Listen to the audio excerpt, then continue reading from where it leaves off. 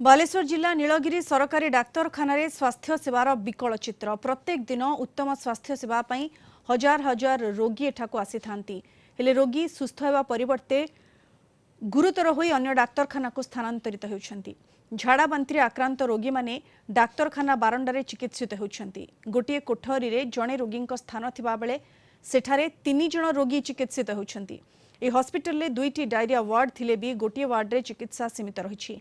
अन्य वार्डर कबाटरे ताला झुलुछि। गाई गोरुंक अड्डास्थली पलटिछि। पर्याप्त बेड नथिबारु रोगी हंतसंत हेउथिबा बेले कर्मचारी माने ठीक समय ड्यूटी को आसु नथिबा अभियोग हेउछि। तेणे हॉस्पिटल कर्तृपक्ष कैमेरा सामने किछि कहिबाकू मना कर दैछन्ति।